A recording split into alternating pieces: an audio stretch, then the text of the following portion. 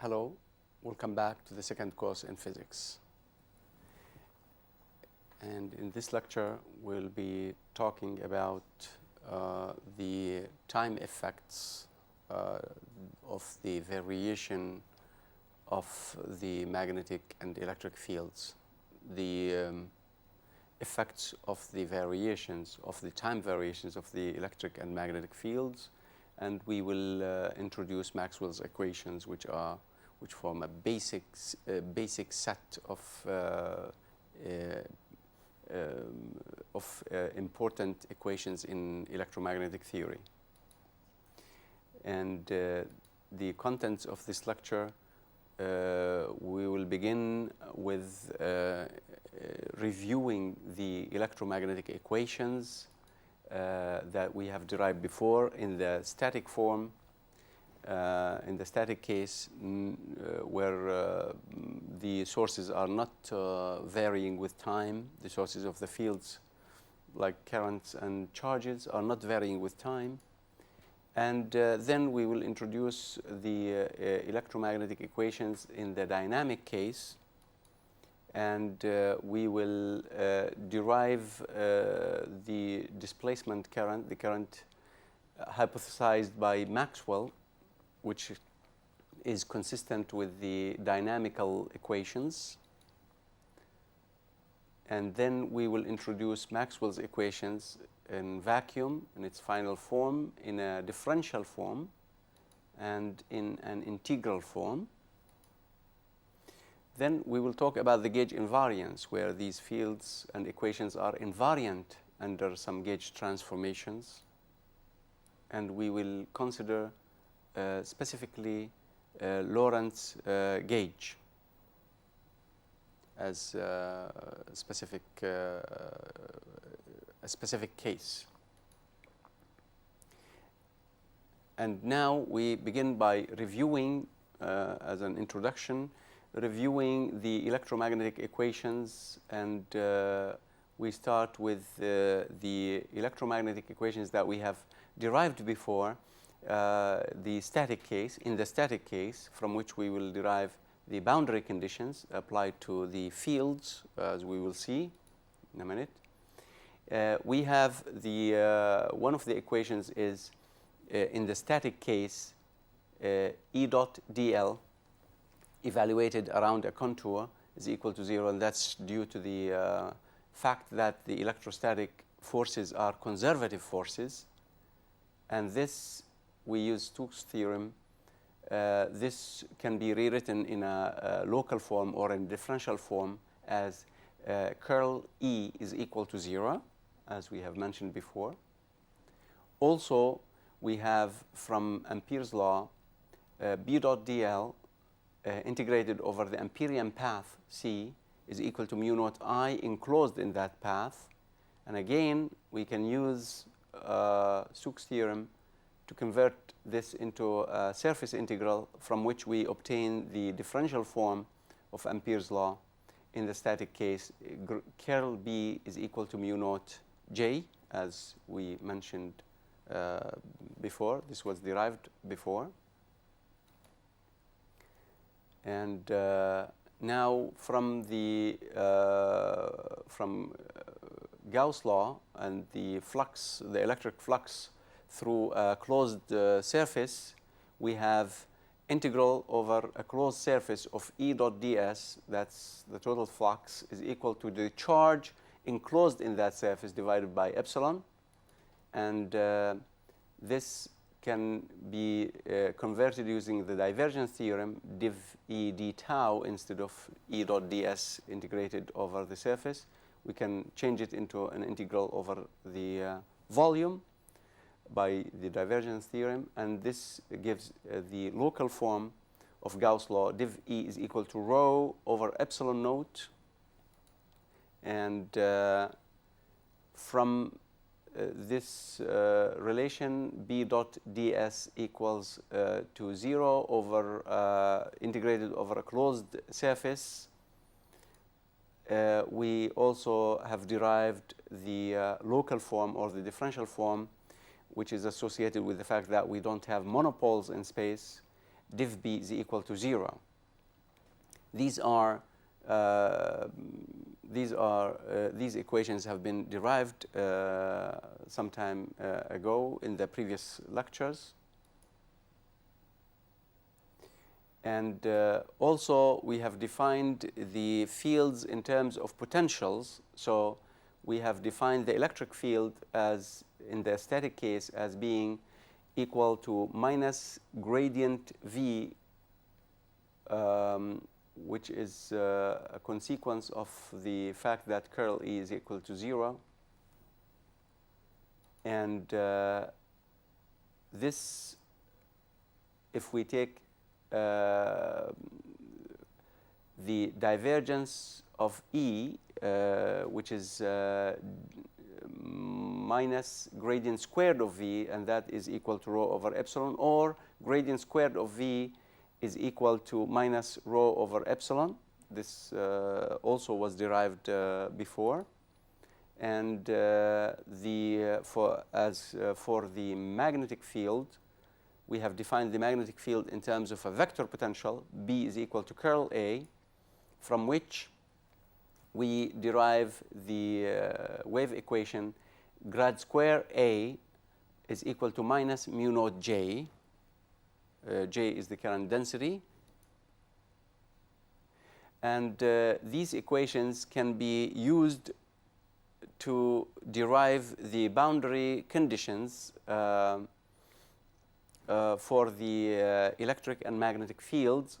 For example, if we take the relation E dot ds integrated over a closed surface is equal to Q over epsilon naught, and we assume that we have two media with an interface, and if we assume that the surface density at the interface between the two media is sigma, if we take a closed surface that is a closed cylindrical surface, closed from the top and the bottom, and we apply the integral over this surface, then we have from the top surface, we have E2 dot the area of the top part, and we have minus E1 dot the area of the bottom part. And as for the flux through the lateral area, we can consider that the contribution is 0 because we can take this cylinder very short, extremely short. We can take the height of the cylinder to approach 0. And thus, the lateral area can be taken as 0, and the top and the bottom area can be taken as large as we wish. So the contribution to the integral only comes from the top and the bottom parts, in which case, in each case, we have E dot A, or E times the area, the normal component of E2 times the area. And here we have minus the normal component of E1 times the area. And that is equal to Q over epsilon naught, or divided by the area. We divide through by the area. We will have E2 normal, the normal component of E2, minus E1 normal is equal to Q over area. The area of the interface which carries the surface density sigma is simply the same area of this cylindrical surface. It's the same. So Q over A is equal to sigma. So this is a boundary condition that states that if we have an interface between two media, and that interface is charged with a surface charge density sigma, then there is a discontinuity in the normal component of the electric field. E2n minus E1n is equal to sigma over epsilon. So there is a discontinuity. And only if we don't have surface charge density sigma, if sigma is 0, then the normal component is continuous across the interface, where we have E2n is equal to E1n, only if sigma is 0. So this shows that the presence of a surface charge density. If the electric field is cutting that region where there is a surface charge density, then there is a discontinuity in the normal component of the electric field across the interface carrying the surface density. This is a boundary condition. And now if we take the condition E dot dl is equal to 0 through a loop, and we take a loop, a closed loop, a contour of some length that is surrounding the surface area, a portion of the surface of the interface that's carrying the charge density sigma. We perform this integral across the loop, and we have, from here, we have minus E2 dot this vector, the length of the loop, which is simply equal to minus E2 tangential times the length, the tangential component, the component that's in the direction of this line. And here, from here, we have plus E1 tangential times the length of this line, and plus the contributions from the sides. Since the loop can be taken with sides that are as short as, arbitrarily short as we want, we can take the height of this loop going to 0. That means we are almost touching the interface, and the contribution is 0. And then we reach the boundary condition that the tangential component that is obtained, E2 times this length minus E1 times this length, is equal to 0 simply, which means that across the interface, the tangential component of the electric field is continuous. So there is no discontinuity in the tangential component of the electric field, but there is discontinuity in the normal component, which means that the electric field as a vector is discontinuous across an interface that is carrying charge density sigma. We can apply the same argument to the case of the magnetic field, and we can see the boundary conditions applied to the magnetic fields. And we can take the integral B dot ds through this closed surface, which we consider to be a cylindrical surface, closed from the top and the bottom. B dot ds is equal to 0. Again, the contribution from the sides can be ignored, and we have B2 normal, the normal component of B2 normal, minus B1 normal from this bottom side. That's equal to 0. That means the normal component of the magnetic field across an interface carrying current sheet, like a sheet current density lambda s meaning it's a current density per unit meter, per unit length along the surface.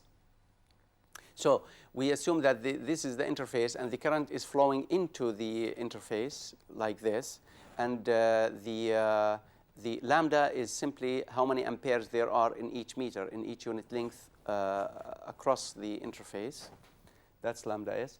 And this condition states that B2n minus B1n is equal to 0. That means if the interface is carrying a current, like a sheet current then the normal component of the magnetic field is continuous. The normal component is continuous across this interface.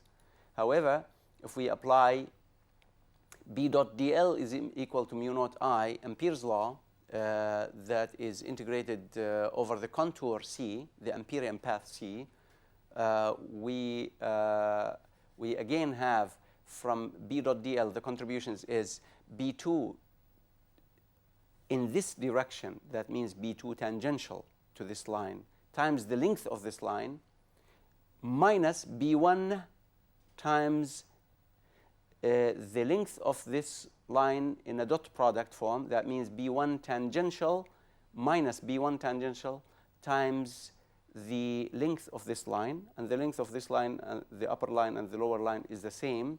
And the contributions from the sides also can be ignored, because we can take the sides as short as arbitrarily short, going to 0. So that means B2 tangential coming from this contribution on top minus B1 tangential coming from this bottom is equal to mu naught times the current divided by the length, because here B2 times the length of this Amperian path minus B1 times the length. If we divide all over by the length, we will get I divided by the length. I divided by the length is the definition of lambda S, which is the current density per unit length across this interface. So that means that the tangential component of the magnetic field is not continuous across the interface if the interface is carrying a sheet of current. And now we consider these electromagnetic equations in the dynamic case, and we recall that in the case of time-varying fields from Gauss' law, we have div E is equal to rho over epsilon. So if the source rho is changing with time, then rho is a function of time, and that means that the electric field is a function of time. So div E is equal to rho of t divided by epsilon. And from Faraday's law, we have curl E is equal to minus dB by dt. And from the conservation of charge, div J is plus d rho by dt is equal to 0. So these equations are taking the time effect in them. If we have the time change of time variations of the sources of the fields. And now if we consider Ampere's law as it is in the static case, it states that curl B is equal to mu naught J. That's in the static case. Is it applicable in the dynamic case? Now this curl B is equal to mu naught J gives div J is equal to 0. Because if we take the divergence of both sides, the divergence of the curl of B is equal to 0. That means divergence of J should equal to 0. But we notice from the conservation of charge that divergence J does not equal to 0. It's equal to minus d rho by dt, in fact. So this result of Ampere's law in the static form, it contradicts with the conservation of charge, which means that Ampere's law in its static form does not apply exactly like it is in the dynamic form. So although the previous equations, the other equations, they do apply, Gauss' law and so on, they do apply in the dynamic form. We just have to take into consideration that the source is varying with time. However, the Ampere's law is not valid in its static form to the dynamic case. We can't just assume that J is a function of time and Ampere's law applies. We can't. So this introduces the concept of the displacement current. It's a new concept, and this concept takes care of this discrepancy between Ampere's law in the static form and between the conservation of charge. And let's look into Gauss' law, which applies in the dynamic or in the static form. Div E is equal to rho of t divided by epsilon naught.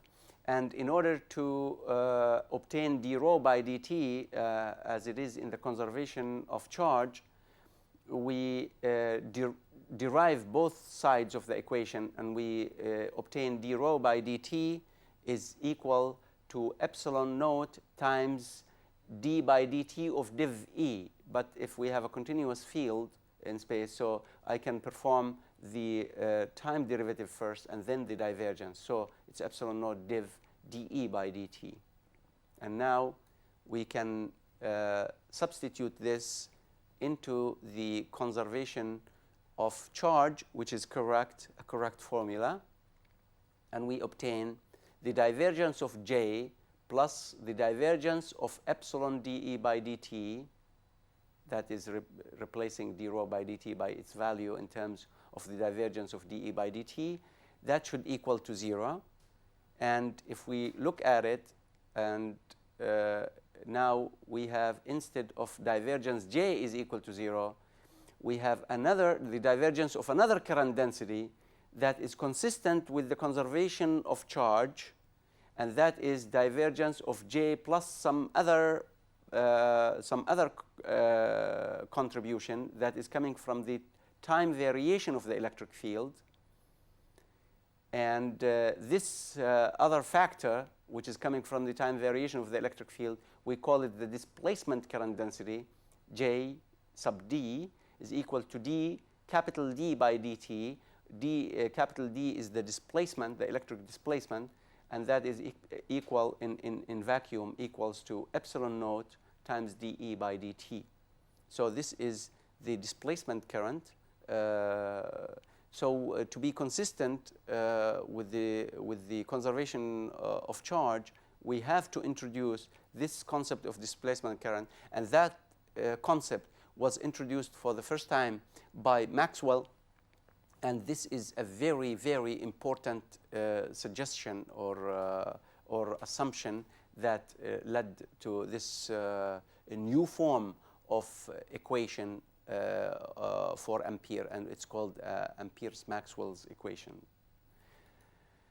Thus, we can view the total current density in the system as being composed of two parts. One part is J, which is coming from the free charges, from the free charges, the regular J current density, plus another quantity, J sub D, which is due to the time variation of the displacement, of the electric displacement. That's the J total. And now div J total is equal to 0. Then with this assumption, we have Maxwell-Ampere's law. We have the law this way now in the dynamic form. In the dynamic form, we notice that Ampere's law does not apply in its form in the static case. It doesn't have the same shape. It doesn't have the same look. So now in the dynamic case, it looks like this. Curl B is equal to mu naught times J total, which is J due to the free charges, plus epsilon naught times the time variation, the time derivative of the electric field. So this now is Maxwell-Ampere's law, or it is Ampere's law in the dynamic case, taking into consideration this concept of the displacement current that is introduced for the first time by Maxwell. The great importance of Maxwell's assumption of the displacement current is that we see that a time-varying electric field in space can produce a magnetic field. So we don't need actually sources, a current source for the magnetic field. If we have a variation, a time varying electric field in space, that variation of the electric field by itself, it sets up a magnetic field. And this coupling just led to so many important discoveries and findings concerning the properties of light as an electromagnetic wave. Now, notice that in the previous equation, which is Maxwell-Ampere's law, we have the factor mu naught epsilon naught. This factor is found to be equal to 1 over c squared, where c is the speed of light. It is exactly equal to this value. And this suggests that light, because c is the speed of light, and the equation looks like a wave equation. So this, the presence of this factor, which is equal to 1 over c square, and the wave equation where this factor is present, suggests that light is an electromagnetic phenomenon. It's an electromagnetic wave that is going with a speed c that is equal to 1 over root mu naught epsilon naught.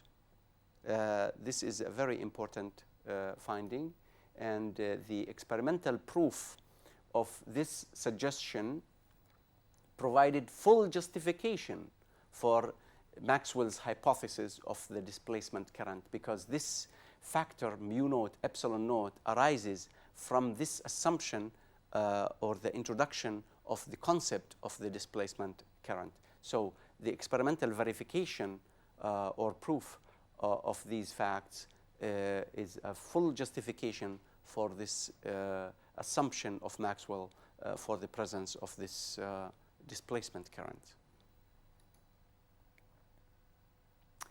The significance of the displacement current in JD in metals becomes apparent only in the case of very high frequency, in the oscillating fields with very high frequency.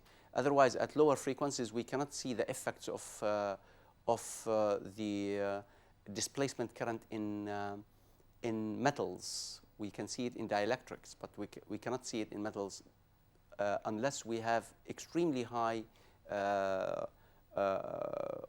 oscillating fields with extremely high frequency. And this can be seen if we compare the displacement current to the current that is flowing in a conductor. This is a metal conductor, and that's equal to epsilon naught times dE by dt by definition, divided by J, which is simply sigma E from Ohm's law.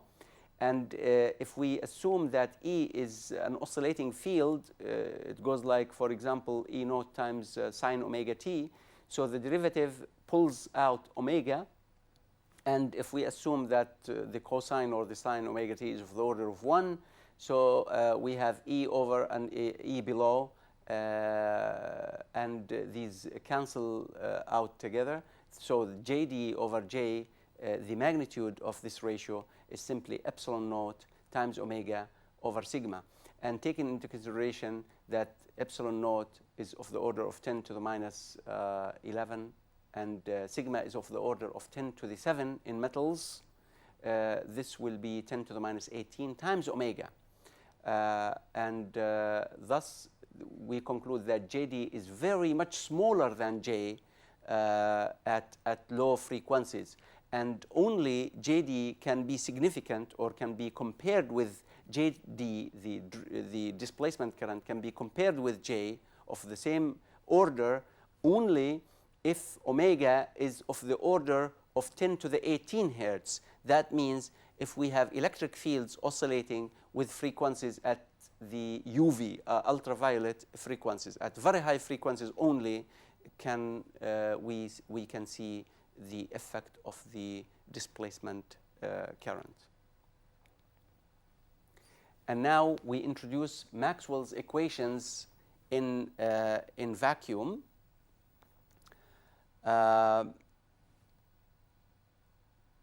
After we have derived all the necessary relations, and we first of all address these equations, Maxwell's equations, in a differential form. The first equation is obtained from Gauss' law, but in the dynamical case. We have to notice that Maxwell's equations are correlating magnetic and electrical phenomena which are resulting from the time variations of the fields and the sources, resulting from the time variations of the sources. So div E is equal to rho of t divided by epsilon naught is Gauss' law, and this is the first Maxwell's equation. So it's called Maxwell-Gauss equation. The second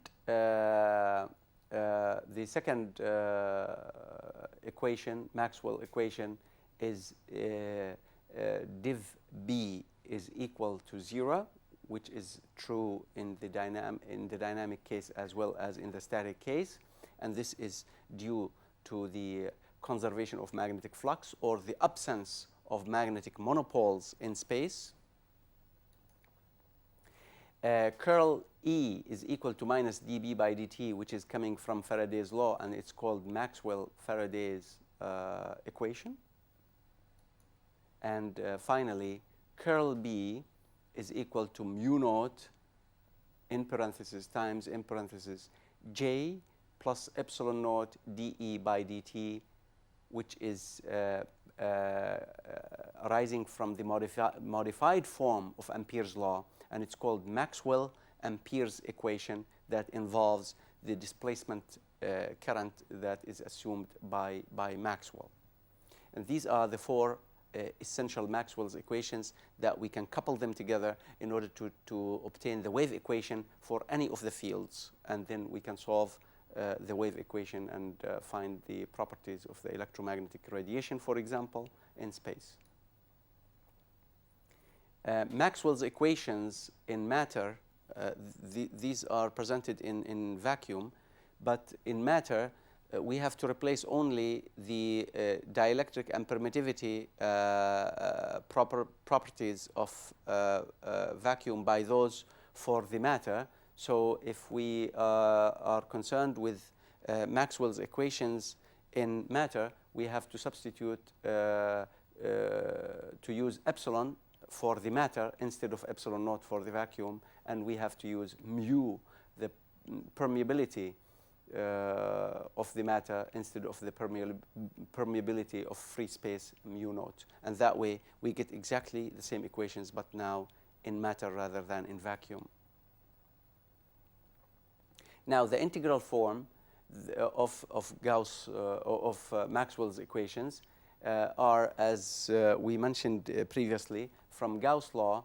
It's simply E dot ds is equal to, integrated over the closed surface is equal to q over epsilon naught. That's the first Maxwell's equation, Maxwell-Gauss equation. The second is the integral over the closed surface, any closed surface, B dot ds is equal to 0.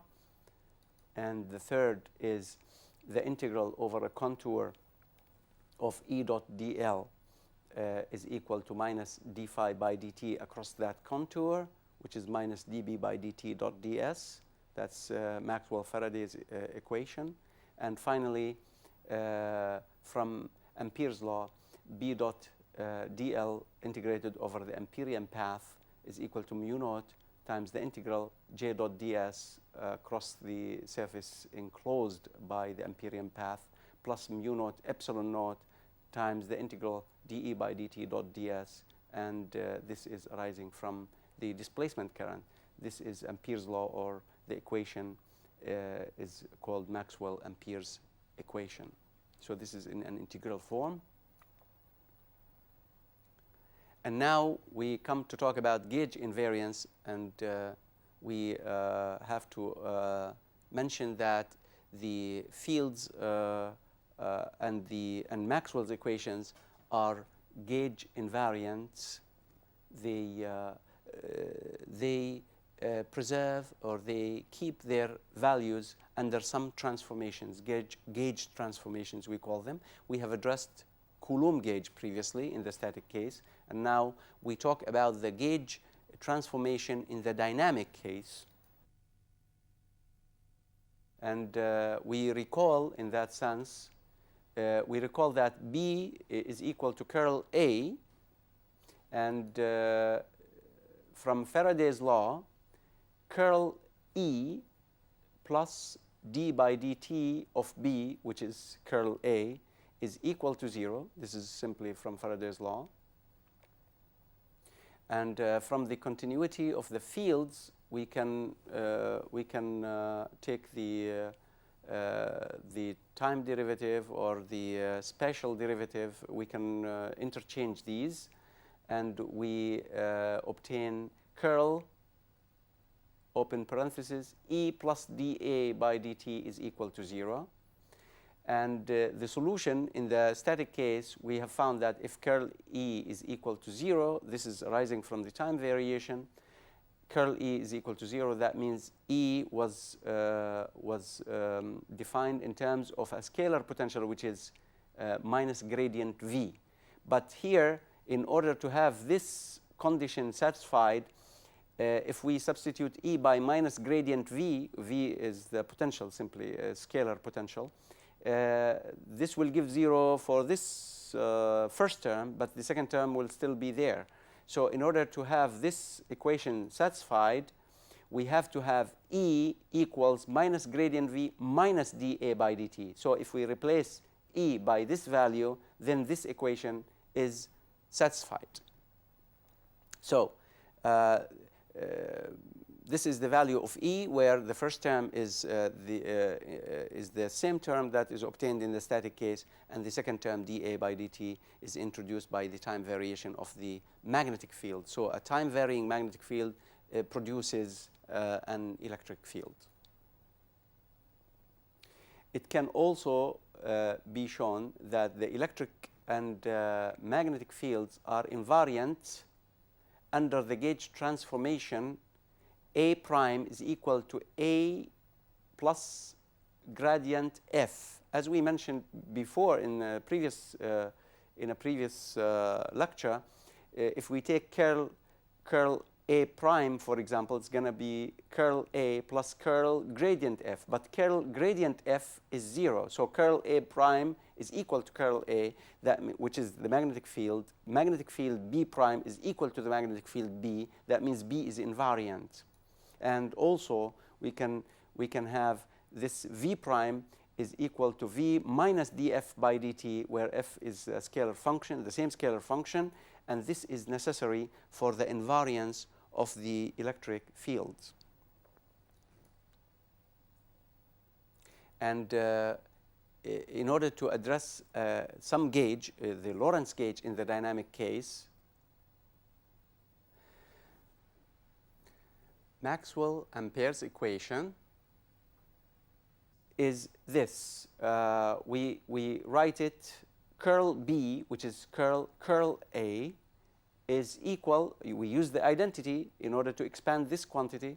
It's equal to gradient times div A minus gradient squared A, the potential vector, is equal to, from the other side of Maxwell Ampere's equation, mu naught times J plus epsilon d by dt of E, and we replace E by its value, which is minus gradient V minus dA by dt, just substituting for E. And notice that in the static case, div A was set to 0, which is Coulomb gauge, but now we have the values resulting from the time variations of the field, so the story is a little bit different. So consequently, rearranging this equation, we'll have gradient squared A minus epsilon naught mu naught d2A by dt square is equal to minus mu naught J plus the gradient of this quantity in parentheses, which is div A plus epsilon naught mu naught dV by dt. Now, in the static case, we had only div A, and we set div A equals to 0, which is Coulomb gauge. But here, we have this whole quantity, div A plus epsilon naught mu naught dV by dt. The only way that we can decouple the potentials, meaning having an equation that only contains A or only contains V, we have to set this this quantity div A plus epsilon naught mu naught dV by dt equals to 0. This is Lorentz condition. So if we set this quantity in parentheses equals to 0, then we will have an equation that contains A only, and then we can also, in a similar way, have an equation that contains only V, the scalar potential, the scalar electric potential. So this is Lorentz condition, div A plus epsilon naught mu naught dv by dt is equal to 0. And this way we can obtain the wave equation for the vector potential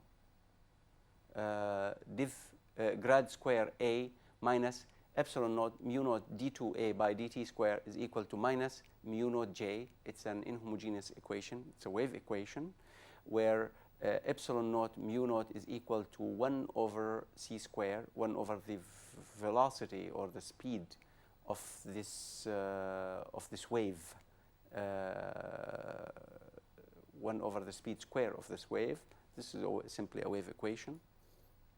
And using Maxwell-Gauss equation and Lorentz condition, following the same argument, we get also a very similar wave equation for the static potential now, for the electric potential V, where d2 gradient squared V minus epsilon naught mu naught d2V by dt square is equal to minus rho over epsilon naught, which has exactly the same shape as before.